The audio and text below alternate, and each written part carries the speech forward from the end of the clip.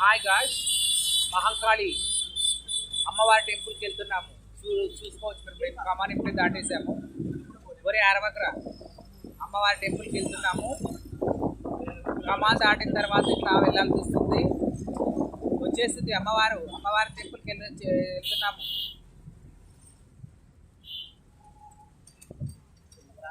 ఇక్కడ మీరు చూసుకోవచ్చు. అలా అనొద్దండి, ఎవరబ్బా పిల్లుడు అని అనుకుంటారు అంతే తప్ప ఏమనుకోరు. మీరు ఏమి ఆలోచించండి, ఎక్కువ థింక్ చేయకండి.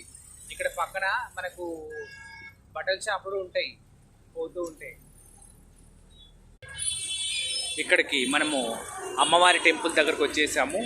శ్రీ మహంకాళి, ఉజ్జయిని మహంకాళి అమ్మవారి టెంపుల్ ఇదే. మనకు పక్కన పోలీస్ స్టేషన్ కూడా ఉంది, పెద్ద పోలీస్ స్టేషను. ఉజ్జయిని మహంకాళి ఆషాఢ బోనాలకు వచ్చేసిన భక్తులకు ప్రణామములు. ఇక్కడ మనం చూసుకోవచ్చు శ్రీ ఉజ్జయిని మహంకాళి దేవస్థానము సికింద్రాబాద్ అని రాసింది. ఎంటర్ అవుతున్నాము లోపల. జై మాత ఉజ్జయిన్ మాత, జై మాత శాంతి మాత, ఉజ్జయిని మాత. ఇక్కడ మనం చూసుకోవచ్చు ఎంట్రెన్స్ లో ఇక్కడ అవన్నీ రాఖీలు అమ్ముతున్నారు. అండ్ ఇక్కడ ఇంకా కొద్దిగా ముందరికి వెళ్తే మనకు పూజ సామాను కూడా దొరుకుతాయి.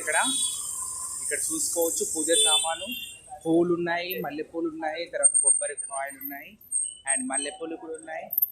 ఇది ఇక్కడ చూసుకోవచ్చు. మనకు రాఖీలు కూడా అమ్ముతారు, ఎందుకంటే రాఖీ పౌర్ణం కదా రేపు రాఖీ పౌర్ణం కాబట్టి రాఖీలు కూడా ఇక్కడ చాలా రాఖీలు అమ్ముతున్నారు.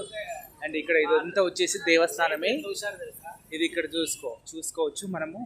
ఇక్కడ మనకు అమ్మవారికి పెట్టినటువంటి సాంప్రదాయంగా పెట్టినటువంటి చీరలు కూడా అమ్ముతారు. ఇక్కడ చూసుకోవచ్చు మనము అమ్మవారికి వేసిన చీరలు ఇవి.